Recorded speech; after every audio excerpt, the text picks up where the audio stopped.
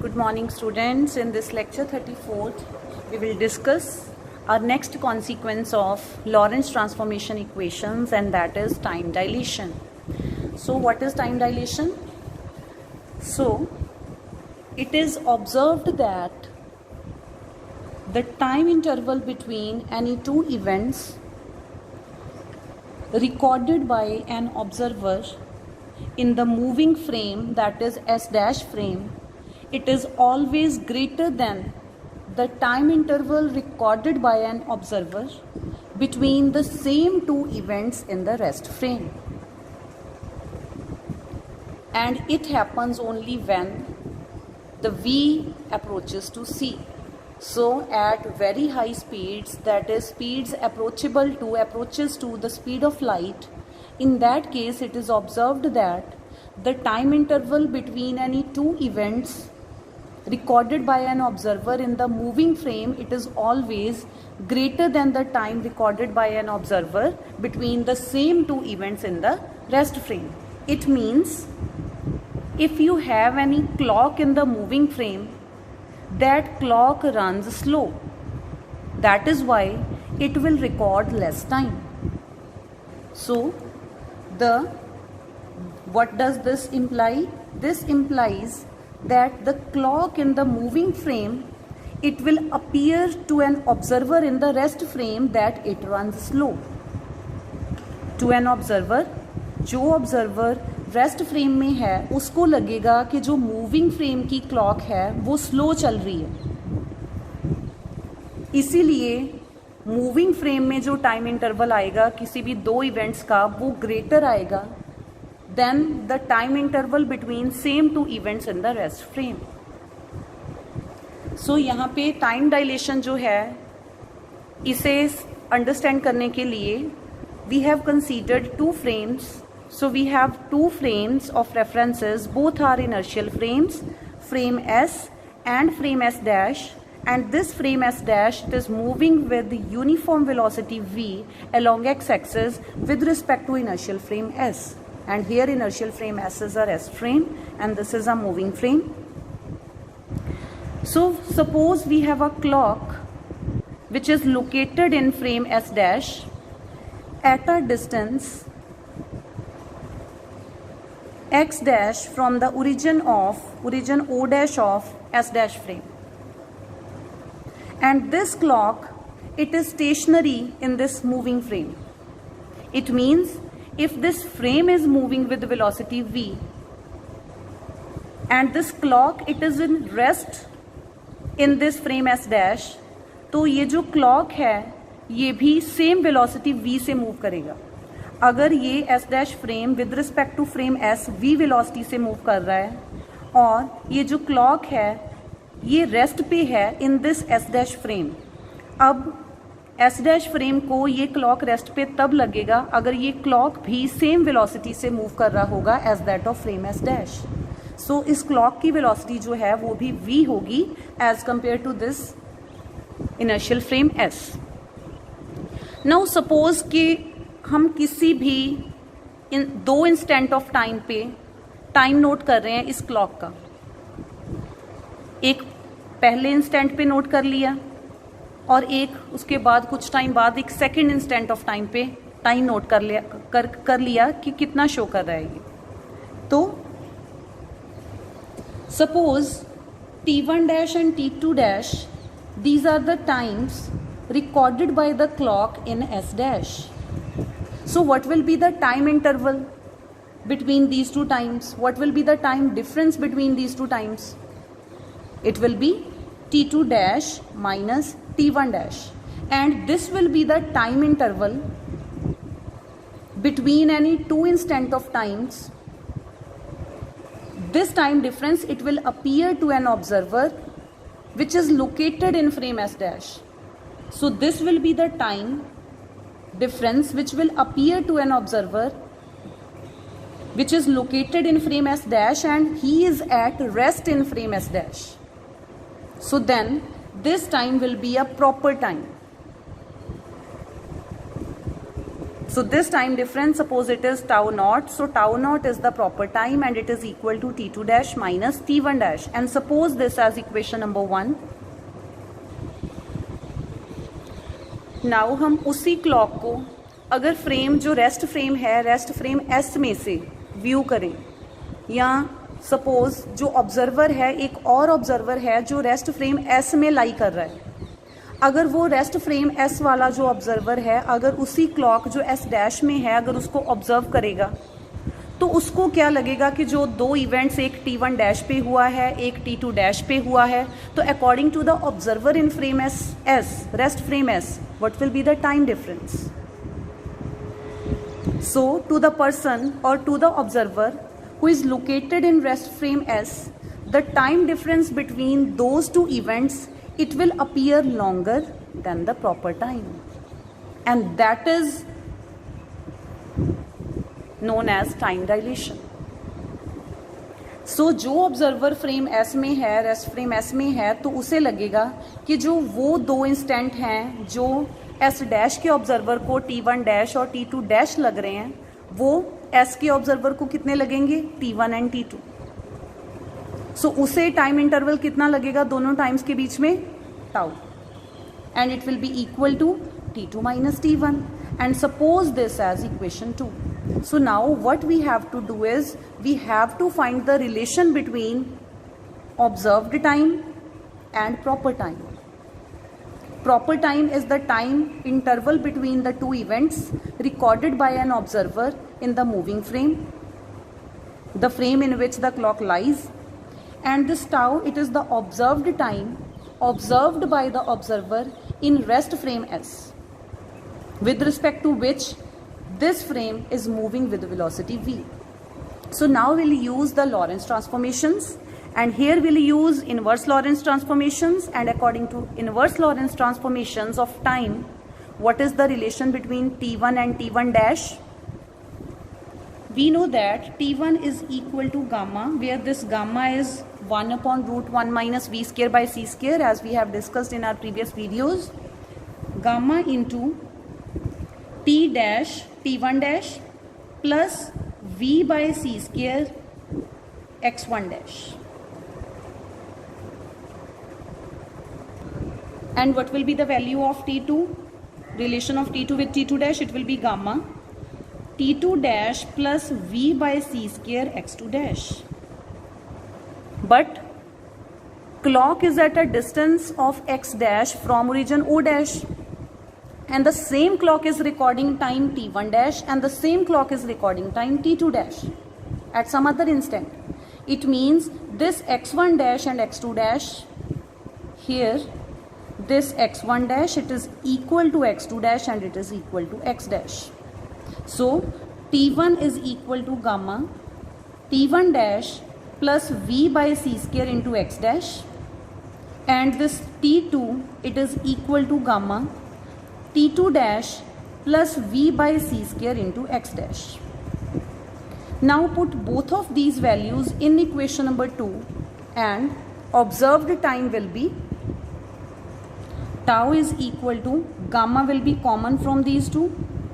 So here we'll have T2 dash plus v by c square x dash minus T1 dash minus v by c square x dash. So this will be cancelled out. So we have tau, it is equal to gamma, and T2 dash minus T1 dash from equation number 1, this is proper time tau naught.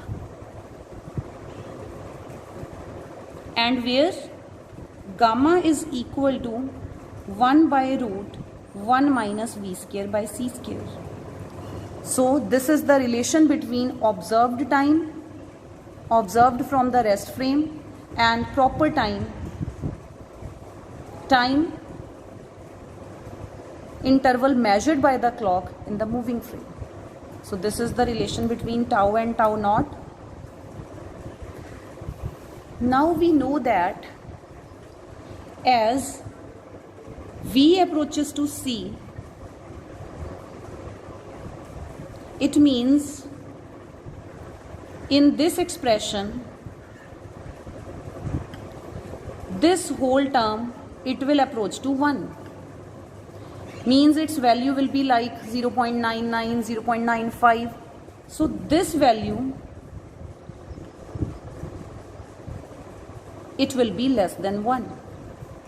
And if denominator is less than 1, this implies that this gamma, it will be greater than 1. So gamma is always greater than 1.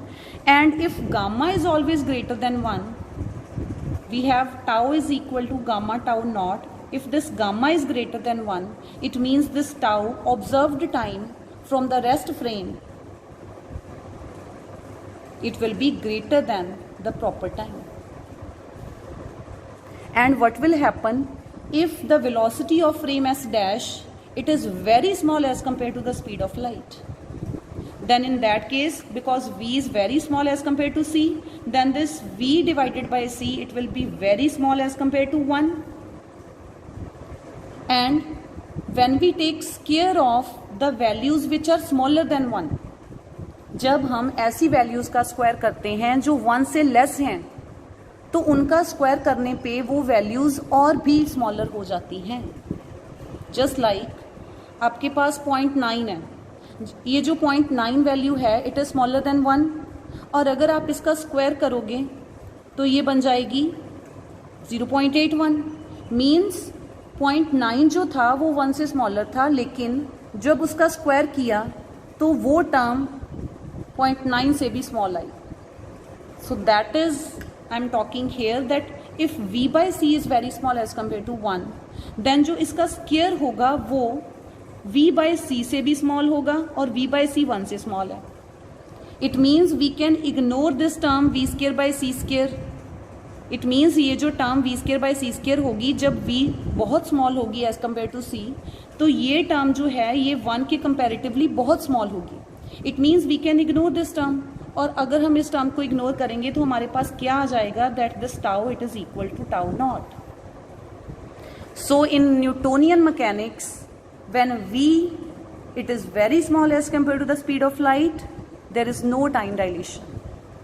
Tau, observed time from frame S, it is approximately equal to the time observed by the observer in frame S dash.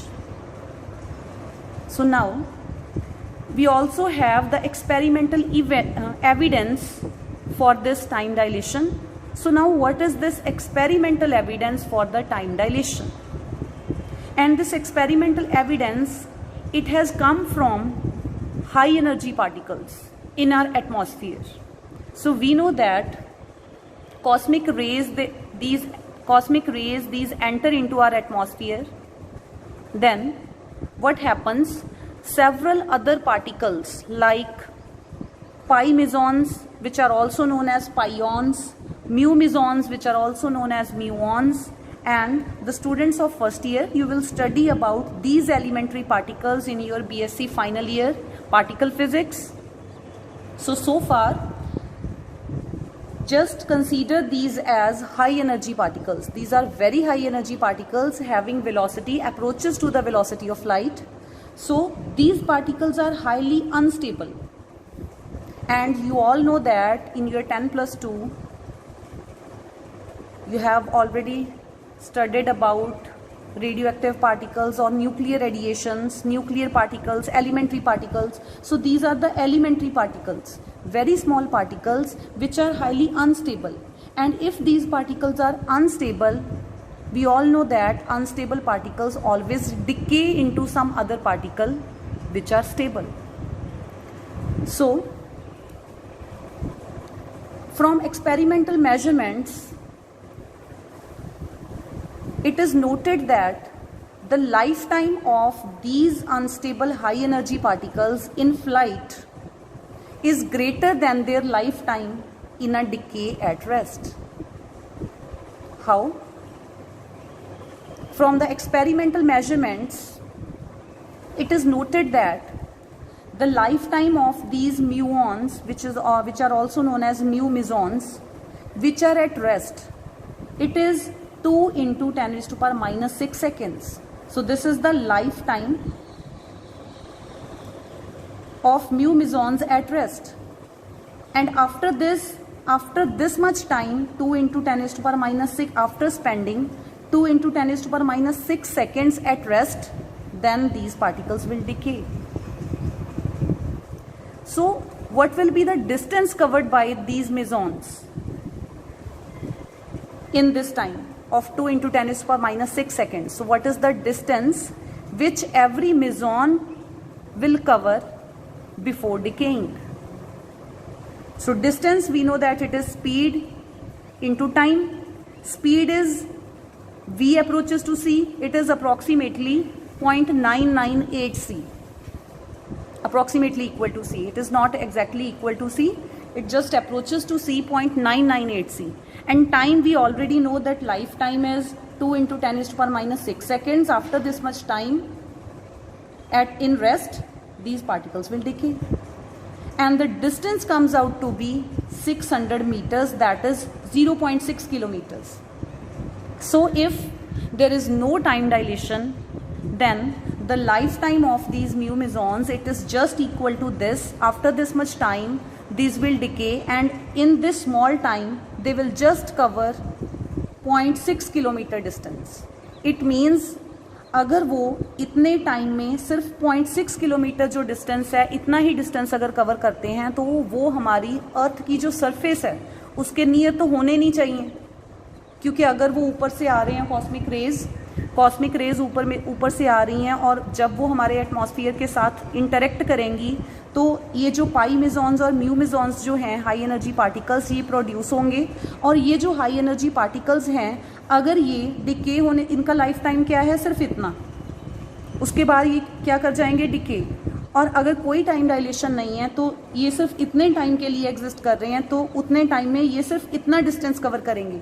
It means earth की surface के near तो ये होने नहीं चाहिए, लेकिन actually में क्या है, अर्थ की सरफेस से 10 किलोमीटर ऊपर इनका जो नंबर है, these are found in very large numbers. So it means वो जो है हम तभी प्रूव कर पाते हैं अगर जो टाइम डायलेशन जो है वो एक्चुअली एग्जिस्ट करती है। इट मीन्स ये जो है, ये फिनोमेना, ये एक्सपेरिमेंटल एविडेंस है टाइम डायलेशन का। So here, so only after covering the distance of 0.6 kilometer before decaying, these should not reach near the earth's surface, but these muons or mu mesons, these are present at about 10 kilometers above the earth's surface, means these are present at near the earth's surface in very large number. But how and why? कैसे हो सकता है ऐसे कि जो म्यूऑन्स हैं, distance तो वो 0.6 किलोमीटर, 1 किलोमीटर का भी ट्रैवल नहीं करते, लेकिन फिर भी हमारी अर्थ के सरफेस के नियर कैसे हैं? So now suppose this earth has a frame S dash, earth is as a frame S to the observer who is on the earth, उसके लिए जो अर्थ है वो फ्रेम एस है, रेस्ट फ्रेम। सो जो observer अर्थ के ऊपर है उसको क्या लगेगा, म्यू मेसॉन्स ऊपर से आ रहे हैं स्पेस में से, तो म्यू मेसॉन क्या है, फ्रेम एस डैश है, और वो ऊपर से आ रहे हैं कितनी वेलोसिटी के साथ, 0.998 वेलोसिटी के साथ। सो टाइम डायलेशन के फॉर्मूला के अकॉर्डिंग जो ऑब्जर्वर अर्थ पे है उसको उनका लाइफ टाइम कितना लगेगा, टाउ। एक्चुअली में उनका लाइफ टाइम क्या है, टाउ नॉट, और टाउ नॉट जो है वो किसके लिए है, जो ऑब्जर्वर इन म्यू मेसॉन्स के साथ उतनी ही वेलोसिटी से चल रहा होगा, उसके लिए उनका टाइम जो है, लाइफ टाइम है, टाउ नॉट है, that is equal to 2 into 10⁻⁻⁶ seconds. और लेकिन जो ऑब्जर्वर जो है वो अर्थ पे है, उसको उनका लाइफ टाइम कितना लगेगा, according to the formula for time dilation, putting the value of tau not and v, it will come out to be 31.7 into 10⁻⁶ seconds. और अगर हम ये लाइफ टाइम जो अर्थ के ऑब्जर्वर को लग रहा है उनका, ये लाइफ टाइम लेके अगर हम डिस्टेंस देखते हैं कि अब कितना कवर करेंगे म्यूऑन्स, तो वो आता है approximately 10 kilometres. So this is that is why because of time dilation वो अर्थ के हमें 10 किलोमीटर ऊपर मिलते हैं। नियर द अर्थ सरफेस मिलते हैं. So this is the experimental evidence of mu mesons for time dilation.